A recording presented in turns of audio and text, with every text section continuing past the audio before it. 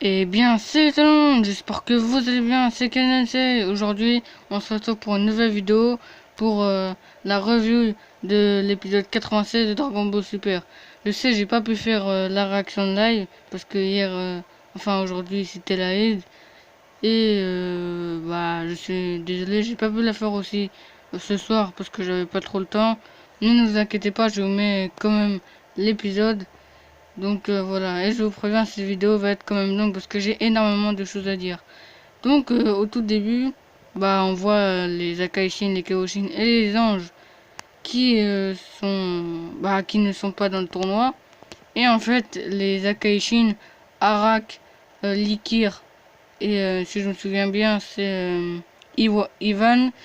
Ouais, c'est Ivan.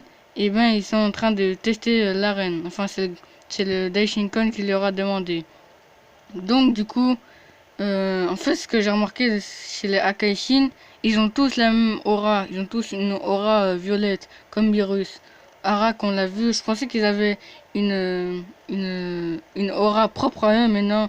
J'aimerais bien que, par exemple, Arak, il aurait eu une aura bleue et que Likir, il aurait eu une aura, je sais pas, vert jaune, jaune, orange ou rouge, je sais pas. Ça aurait fait plus stylé, mais bon. Après, c'est pas moi qui décide. Donc en fait, il teste, bon, il s'échange des coups. Et pour moi, lui qui a mené personnellement, c'était Likir. Même si pour moi, je pense que c'est Ivan le plus fort des Akaishin. Je sais plus si j'avais fait déjà un top 10 un top 12 des Akaishin les plus puissants. Mais je sais plus si j'avais supprimé ma vidéo ou je sais pas. Enfin bref, je verrai si je vais en faire un plus tard. Donc, ils se battent et Dean, eh ben, il veut pas y aller parce qu'il sait, il avait dit quelque chose. Il sait déjà ce qui va se passer. Enfin, je sais pas ce qu'il avait, je sais plus très bien ce qu'il avait dit. Et bah là, ça va se passer. Là. Je vais attendre un peu.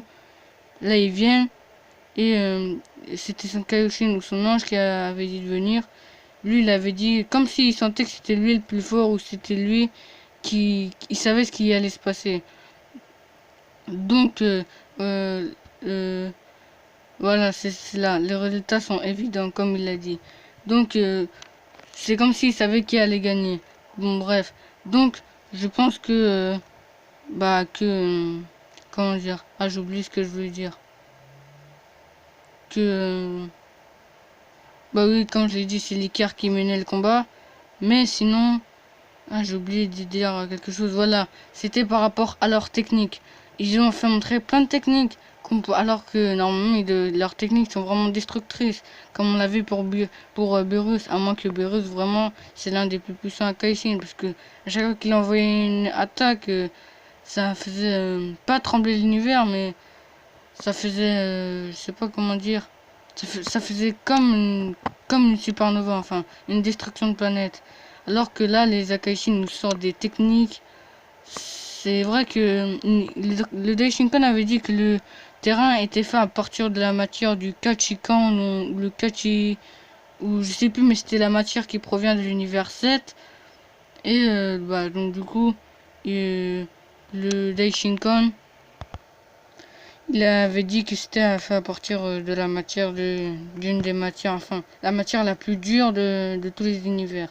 Mais bon, après, ils ont quand même fait pas mal de dégâts. Et le Daishinkan, c'est un peu un enfoiré. Parce qu'il a dit il a dit aux Akeishin que c'est eux qui devaient réparer les dégâts, enfin, tout ce qu'ils avaient détruit, alors que c'est lui qui leur a demandé de se battre. Bon, c'est un peu, ça se fait pas non plus. Il avait sorti une excuse comme quoi il était occupé avec ce qui est arrivé. Bon, après moi je crois pas trop ça. Bon, bref. Donc, je savais pas que les Akaishin ils pouvaient, en fait les Akaishin ils contrôlaient les blocs. Enfin, comme ils créent des blocs et ils les mettaient, enfin les blocs à partir de la matière la plus dure de tous les univers. Donc, je sais pas si c'est le Dashinkan qui leur a donné, mais on les a vus, qui c'est eux qui créent. Et celui qu'on a vu le plus mis en avant pour, comment dire, pour les mettre, c'était Likir. Et Jin, ou Jin, je sais pas comment vous dire, Jin, il a bien fait de pas y aller, parce que je sais pas si c'était par rapport à ça, mais il avait dit que il voulait pas y aller. Peut-être que c'était parce qu'il savait que le Daishinkan allait lui dire de réparer. En tout cas, après un moment, Likir était passé à la vitesse supérieure. Donc, je me demande bien pourquoi. Enfin, j'aurais bien aimé voir Jin se battre. Peut-être qu'on va voir un combat après avec lui, mais moi je reste toujours que c'est Ivan qui gagne. Même si pour moi, c'était pas vraiment un réel combat, c'est plutôt ils se sont pas donné à fond. Ben, selon moi, je pense que c'est Lekir qui a mené le combat. Mais je dis pas que c'est le plus puissant. Pour moi, le plus puissant c'est Ivan, malgré son apparence. Donc après, bah, la Freezer qui arrive auprès de la Z-Team. Et bah Vegeta il se plaint un peu. Et du coup ils doivent tous se tenir les mains bah pour que Will les emmène dans l'univers, enfin pas dans l'univers mais dans la dimension où tout est vide à part le terrain où ils vont se battre. Et Vegeta il veut pas serrer la main, enfin donner la main à Freezer, c'est normal parce que c'est pour sa fierté. Et vu tout ce qu'il a fait, Freezer au CN, tout ça, c'est un peu normal. Donc ils partent, je sais plus comment on dit, hein. C'est l'univers du vide, ou je vais l'appeler l'univers du vide parce que je me rappelle plus très bien. C'est l'univers du vide et ils rencontrent plein de guerriers. Et ça m'a vraiment beaucoup choqué. J'étais vraiment hyper content. Donc aussi la preview, ça m'excite un peu. Mais bon bref, je vais pas partir loin non plus. Donc on les voit. Au tout début, on voit les combattants de l'univers 6 et l'IA Kiabe qui arrive, il dit à Vegeta, maître, tout ça, et la Carifra et Kale qui arrive derrière. Donc on apprend que Kale, je sais plus si je le savais déjà, mais Kale c'est la sœur de Carifra. Donc voilà. Donc il y a plein d'autres personnages, je sais plus c'est qui la deuxième équipe qu'on voit. Je sais plus, je crois c'est en tout cas, on avait vu toutes les équipes et l'univers 9. Ils ont, je sais pas vous, mais je trouve que certains personnages certains guerriers de l'univers 9 sont badass. Je ne dis pas que tous les guerriers de l'univers 9 sont badass, mais certains. Il y a le trio du danger, à part peut-être Basile, parce qu'il m'inspire pas grand chose. Mais sinon, il y avait une espèce de un petit loup, un tout petit qui était blanc, bah, pour moi, que je le trouvais badass. Avec un autre mec bien musclé, avec lui dessus, avec un mec qui s'accrochait à lui. Peut-être qu'ils sont frères, je pense. Ou soit ils travaillent en équipe. Ça m'a fait penser un peu à une divinité enfin, pas une divinité, mais à une créature dans la mythologie japonaise. Donc, voilà. Donc, toutes les équipes sont réunies. On voit, comment il s'appelle pas l'équipe de l'univers 1, parce qu'ils sont toujours pas qualifiés, mais l'équipe de l'univers 2. Et en fait, ceux qui sont, comment dire, bah, je sais plus très bien comment ça s'appelle, c'est Brian ou Rain Brian. Et bref, là, c'est la Teletubbies qui peut se transformer, enfin, la meuf qui peut se transformer en espèce de Teletubbies. Et ben, c'est un peu elle qui mène l'équipe. On a un peu dans les teams, et ben, on a un peu chacun un chef. Donc, je pense que c'est Erin Brian, comme on l'a vu. On la voit tout début. En plus, elle est au milieu. Donc, pour moi, c'est Erin Brian qui mène l'équipe de l'univers 2. Ensuite, on passe à l'univers 3 et on voit vraiment plein de personnes. On voit un mec qui a un bâton et qui un bâton qui peut créer de l'électricité, mais bon, je pense pas qu'il sera accordé à l'utiliser. Et on voit Nigrishi, enfin Nigrishi, je sais plus s'il s'appelle comme ça, mais je pense qu'il s'appelle comme ça. On voit, je me souviens pas, j'ai pas vu le robot, enfin oui, c'est le robot que Nigrishi bah je sais pas si c'était lui qui l'avait créé, mais il avait conçu pour exprès pour le tournoi du pouvoir. Donc je l'ai pas vu. Enfin, je sais pas s'il a changé d'apparence, mais ou c'est moi qui a pas très bien remarqué, mais moi là je ne l'ai pas vu. Donc on voit après l'équipe de l'univers 4 et l'univers 4, franchement, ils sont badass, hein. Non, c'est pas pour vous dire, mais ils sont badass. Avec les deux loups, enfin bref, je vais passer après avec toutes les équipes. Et on a là tous les dieux, ils sont réunis, tout ça, et ils peuvent pas voler. En gros, ils peuvent pas voler dans les airs. Enfin, vous m'avez compris. Et celui qui tombe dans le vide, comme on le voit là, et ben, il est pas à Kai direct, mais ils ont perdu. En tout cas, dans l'épisode, on ne dit pas qu'il va être Akai direct. Comme Will, il avait juste dit qu'ils avaient perdu. Je pense qu'ils vont être téléportés dans les gradins pour voir auprès de leur Akaishin et Kaioshin et Ange. Après, je pense pas que ils vont être Akai direct, hein. Donc, après, c'est quelque chose que je veux dire aussi. Les anges, on les entend même pas. Encore les Akaishin, ça va un peu, mais ce qu'on entend le plus, ce sont les Kaioshin. Avec Tagoma ou encore les autres personnes. Enfin, les autres Kaioshin. Sinon, les Akaishin, on les entend un peu comme Arak, Likir, ou Jin, ou je sais pas moi, Beerus, Champa, ou encore, comment il s'appelle. En tout cas, LS, on n'a pas vu. Vermoud aussi, enfin, on l'a vu, mais elle a pas trop parlé. Enfin, bref, les anges, ils sont vraiment mieux, un cognac, tout ça. Enfin, cognac, Morito, comment s'appelle l'ange de l'univers 11, Margarita, je crois. Enfin, bref, ils sont mieux, alors que normalement, c'est eux qui devraient plus commenter. Je sais pas, moi, quand je dis commenter, je veux dire donner des conseils, parce que c'est eux, ils savent pratiquement tout. Mais bon, après, les anges, par la représentation de Whis, ce sont un peu des enfoirés, hein, parce que Whis, il veut pas tout dire. Au contraire, il se moque beaucoup. Donc c'est comme s'il avait envie que l'univers 7 soit détruit. Donc on a aussi la confrontation de Frost et Freezer. Et là, je sais pas pourquoi, mais je sens qu'ils vont faire un pacte.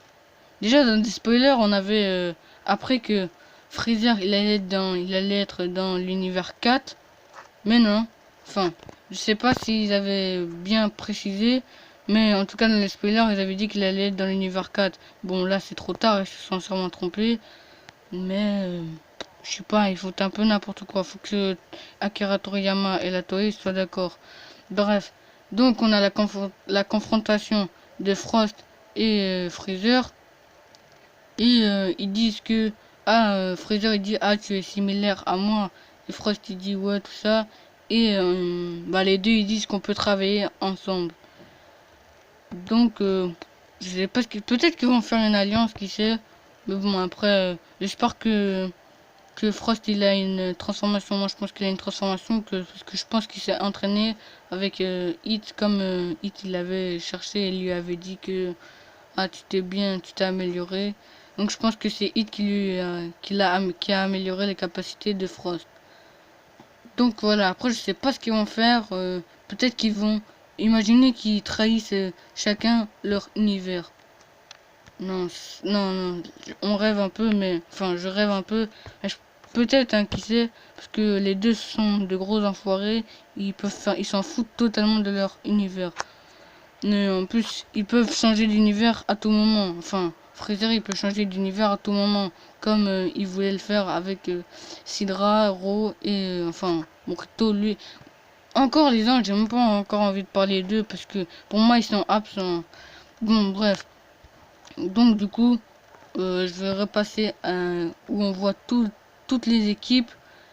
Donc j'étais rendu à l'univers 4. Et l'univers 4, pour moi, ils sont hyper badass. Et ils ont des personnes assez fortes, enfin qui ont l'air forts. Bon, dans la preview, on voyait il s'appelait Kanos, si je me trompe pas. Kanos, et ben, il combattait Goku. Donc Goku, il va pas direct combattre Jiren. Et il va combattre Bergamo, comme on l'a vu dans l'opening. Il va combattre Kanos. Il va combattre Toppo. Il va combattre Jiren. Et ce serait bien qu'il combattre d'autres personnes de l'univers, comme Hit. En tout cas, toutes les théories qui disent que Hit et Jiren ils vont se faire, enfin que Hit il va se faire totalement défoncer. Pour moi maintenant elle est impossible, hein. C'est impossible maintenant parce que Hit dans la prévue on a très bien vu, on n'a pas vu Hit mais je sens que Hit il aura un rôle important quand même, hein, parce que si on le fait défoncer maintenant, l'univers 6 ils sont un peu dans la merde, à part qu'il y aura Kale. Seulement Kale elle a deux transformations comme j'ai dit, où elle peut pas très bien se contrôler, une où elle est vraiment parfaite, où elle est dans sa forme, dans des spoilers on avait, enfin dans un magazine, on avait vu Kale se transformer, elle avait un peu les cheveux toujours de Super Saiyajin légendaire, mais et elle était ses cheveux ils étaient un peu plus hérissés comme si c'était un Super Saiyajin 2 et sa forme était un peu plus athlétique, donc je pense qu'elle aura deux formes. Après Carifra, je sais pas pourquoi je vois que Carifra elle a un Super Saiyajin bleu, enfin un Super Saiyajin bleu pardon, je sais pas pourquoi mais moi je vois ça. Bon, après c'est vraiment je, je sais pas pourquoi mais je vois ça. En tout cas moi je suis 100% sûr que KB il aura un Super Saiyajin Blue. En tout cas, Super Saiyajin Gold, Super Saiyajin 3, ça suffit pas. Donc, pour moi, c'est sûr, KB il aura Super Saiyajin Blue. Donc voilà. Ou peut-être que Carifra elle aura Super Saiyajin 3 et qu'elle a vraiment tellement un potentiel énorme que son Super Saiyajin 3 rivaliserait avec un Super Saiyajin Blue. Parce que les transformations, ça veut rien dire. Ah, le plus important, c'est le potentiel de la personne. C'est comme, par exemple, je dis, imaginez que Raditz il est encore vivant et qu'il s'est entraîné, et qu'il peut se transformer en Super Saiyajin Blue. Hein. Non, j'invente, hein, je dis pas que c'est vrai, mais j'invente. Et que là, il affronte, je sais pas moi, Carifra Super Saiyajin 2. Et qu'il a pas très bien maîtrisé sa forme de Super Saiyajin Blue ou Raditz. Et ben, on peut avoir une Carifra qui domine un peu Raditz, alors qu'il est en Super Saiyajin Blue et que Carifra est seulement en Super Saiyajin 2. Donc voilà. Donc on a tous les univers qui sont présentés et franchement, je suis vraiment impressionné. Mais j'ai vraiment envie de voir des combattants des quatre univers qui n'ont pas été présentés. J'aimerais vraiment bien les voir, surtout avec Jean, Ivan. Je sais pas pourquoi, mais les trois univers, Jean, Ivan et Likir, pour moi, ils font partie, je sais pas, du top 7 ou du top 5 des plus puissants Akaishin. Surtout Ivan et Jean et Likir. En tout cas, Arak, pour moi, c'est le plus nul. Hein. Il m'inspire rien du tout à Arak, hein. À part que il a réussi un peu à rivaliser avec Ivan et Likir, sinon rien de plus de extraordinaire. Donc moi je pense que Ivan, il a vraiment, enfin ou Likir, enfin Likir et Jin, je sais pas pourquoi je vois qu'ils ont des combattants hyper puissants. Donc j'aimerais bien après le tournoi du pouvoir que genre par exemple ils organisent un tournoi juste pour s'amuser, enfin pour s'amuser, pour une victoire, je sais pas moi, pour désigner qui est le plus fort, on sait pas, hein. Ils peuvent faire ça n'importe quand, comme ils l'avaient fait avec Champa, sauf que c'était pour les Super Dragon Ball. Par exemple, je sais pas, ils réunissent 4 ou 3 ou 5 univers, et qu'il y a au moins un des univers qui n'ont pas participé au tournoi du pouvoir. Donc voilà. Donc l'épisode est ben comme vous avez vu il est terminé. Mais maintenant je vais analyser les personnages qui sont dans les équipes. Donc on passe à l'univers 2. Donc au tout début on voit une espèce de fille extraterrestre. Bon, on dirait, c'est sûr elle est pas humaine. Et elle a l'air assez puissante. Dès qu'on l'a vue, on n'avait pas vu ses pupilles. Après on a un grand mec qui ressemble un personnage enfin, je sais plus comment il s'appelle, c'est le commandant ou commando, enfin bref, il ressemble à un personnage dans Dragon Ball GT. Après on a l'impression que c'est les deux assistantes de Rain Brian, ceux qui sont à côté enfin autour de Rain Brian. Ensuite on a un mec qui a une moustache, il a un peu, à moitié il est un peu déguisé en super-héros. Après on a un mec que je trouve bien badass, torse nu, avec une espèce une espèce de noyau, enfin pas de noyau mais de cristal, enfin bref, sur son front, sur son crâne. Et on a un Yardra. Bon, je sais pas si vous savez ce que sont les Yardra, mais ce sont ceux qui ont appris à Goku à plusieurs techniques, enfin techniques, principalement la technique de téléportation. Et je pensais que ça allait être de l'univers 6, mais non. Bon, c'est de l'univers 2, qu'est-ce que ça veut dire? Peut-être qu'il y a d'autres races, par exemple, qui font partie, par exemple, je sais pas moi, imaginons qu'il y ait des Namek dans l'univers 8 ou 7, je dis n'importe quoi. Ce serait possible, puisqu'il y a des Yardra dans l'univers 2. Bon, c'est un peu louche, mais c'est possible. Après des Saiyans, je pense pas qu'il y en aurait partout non plus, hein, parce que ça va partir loin si je commence à dire ça. Il y a des gens qui vont sortir. Ah ouais, excusez-moi, que Vegeta, enfin Vegeta, qu'il y aura des Saiyans qui peuvent se transformer en Super Saiyajin et tout, de l'univers 11, de l'univers 10, enfin bref, ça va partir vraiment loin si je commence à dire ça. Donc on voit aussi deux gars dans l'ombre, un qui a une grande chevelure, qui a l'air torse nu, on voit pas très bien, et on voit un autre mec qui est tout à droite, qui est qui a un grand manteau, une capuche, bref, il me fait un peu penser à un Steinreiter dans Bleach. Je sais plus comment il s'appelle, la superstar, enfin bref, c'était le Steinreiter qui avait le pouvoir enfin dès qu'il se faisait encourager, et ben il décuplait sa force. Donc aussi la meuf, elle a des ailes, donc elle va pouvoir voler. Oui, ça nous explique que ceux qui ont des ailes, et ben ils vont pouvoir voler, comme on l'a pu voir avec l'oiseau vert qui fait partie de l'univers 10.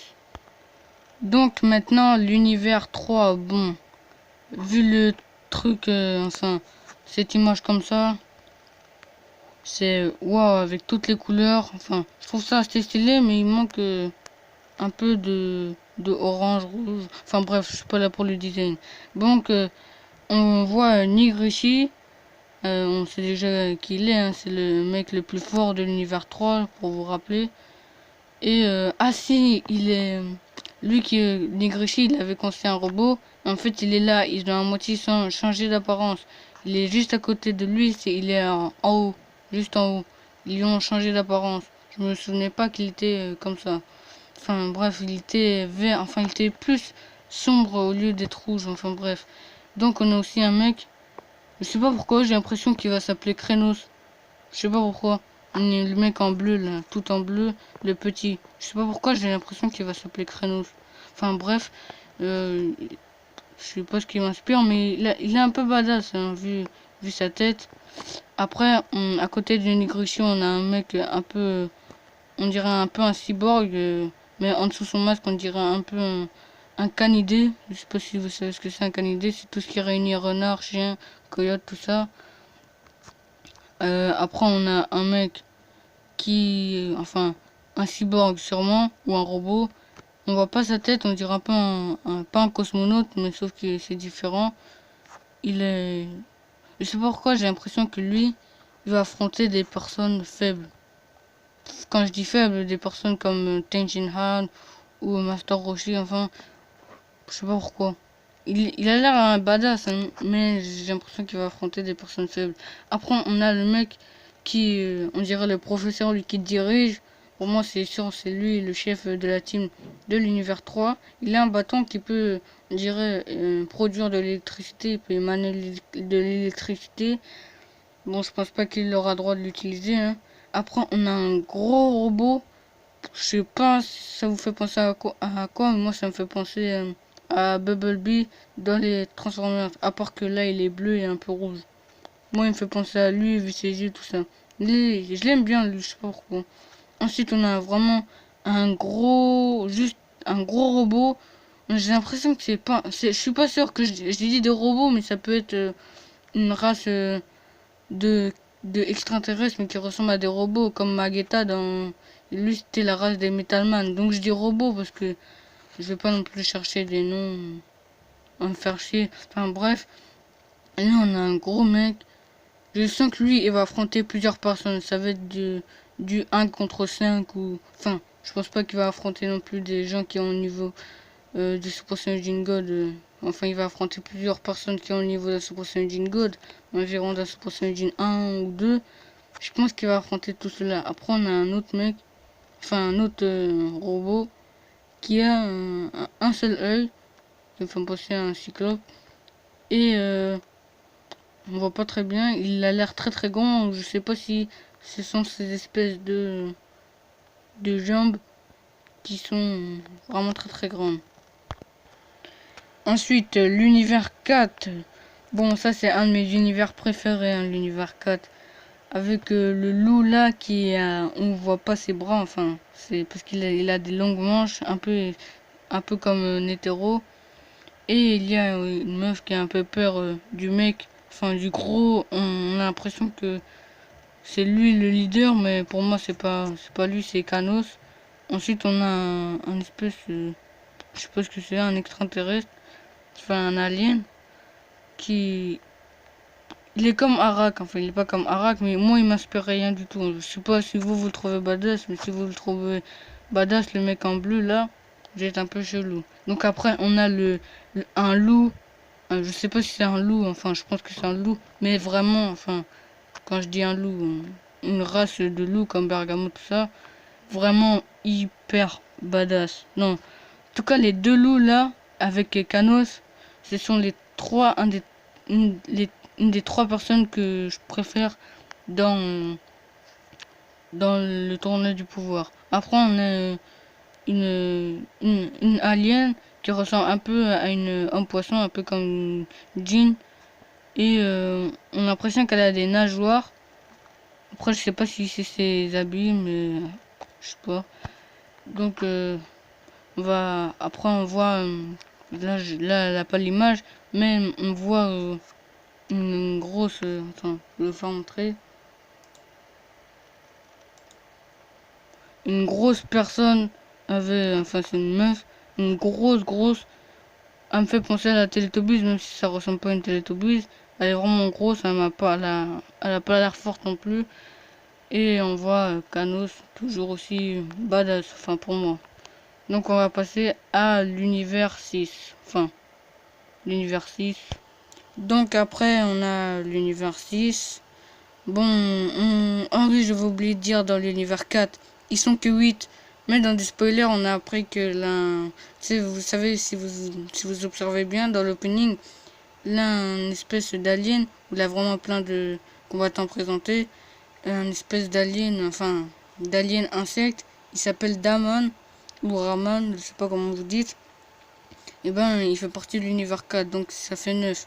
Mais Tenshin Han, il a dit qu'il sent quelque chose, donc ils sont 10. Alors, autrement, il se serait fait Akai.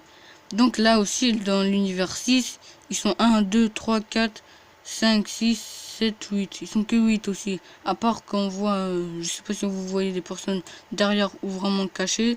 Mais sinon, moi je compte que 8. Hein. À part si c'est Toriyama qui veut pas nous montrer tous les combattants de l'univers 6. Par contre, on a un nouveau guerrier, enfin un nouveau combattant de l'univers 6. C'est un facochère, enfin un alien facochère avec des lunettes. Il m'a pas l'air puissant non plus. Bref, on va direct passer à l'univers 9. Parce que là, sinon la vidéo va durer trop longtemps. Ensuite, l'univers 9. Vraiment, je les trouve badass. Non mais regardez, on a un espèce... Non, non, quand on observe, on dirait pas totalement un loup. On dirait plutôt un renard, lui qui est au premier plan. Enfin, on a l'impression que c'est le leader. En tout cas, quand on compte, ils sont 1, 2, 3, 4, 5, 6, 7, 8, 9 et 10 avec le mec qui vole. Bon, là, pour l'univers 9, je suis déçu. Je pensais qu'ils allaient encore s'inspirer de Sonic, mais non. J'aurais aimé voir un Shadow, genre vraiment hyper puissant, avec des yeux rouges et une pupille noire, tout ça. Vraiment, j'aurais aimé ça et il aurait le niveau, je sais pas moi, à peu près le niveau enfin, il rivaliserait avec Topo et tout. Enfin, il aurait à peu près le niveau du Ren et tout. J'aurais bien aimé voir ça. Bon, après, on peut avoir tout ce qu'on veut. Donc, on a Bergamo, Basile, Lavenda avec un mec qui ressemble à un golem bleu. Et sur lui, on dirait que c'est lui qui l'accompagne tout le temps. Je sais pas, moi je pense que c'est son frère. Ensuite, on a un espèce de renard coyote chelou. Enfin bref, il a les yeux blancs, on voit pas ses pupilles. On a une autre meuf assez chelou, un autre gars et un espèce de tyrannosaure et un mec qui vole. Donc, et après, on a l'univers 11. Bon, on sait c'est qui le leader, hein, c'est Jiren, je suppose. Et j'avais oublié de dire un petit détail, Jiren, il est extrêmement rapide. Goku, il était en train de regarder Jiren, il a laissé avancer vers lui, et là, il disparaît et il réapparaît derrière lui, et il dit « Fous le camp », enfin, foutez le camp. Donc, on a Kazeral, on a un tout petit, bon, après, je pense pas qu'il faut le sous-estimer, parce que je pense qu'il il est un peu puissant, le mec tout petit. Ensuite, on a une meuf. En fait, ce sont tous des Pride Troopers. Il y a Topo, Dispo, un mec qui a une moustache, un autre gars qui ressemble à un homme poisson, il est tout en bas, bleu. Et de l'autre côté, on a un gars qui est vert et qui ressemble à un poisson, enfin, un poisson-chat. Bref, donc la vidéo dure assez longtemps, plus de 30 minutes. Bon, j'ai pas l'habitude de faire des vidéos longues comme ça, mais j'espère que cette vidéo vous aura plu. Et je voulais vraiment partager vraiment cet épisode avec vous. Donc voilà, j'espère que cette vidéo vous aura plu. On se dit à la prochaine pour enfin ce soir pour la review du chapitre 361 de Hunter x Hunter. Allez, salut!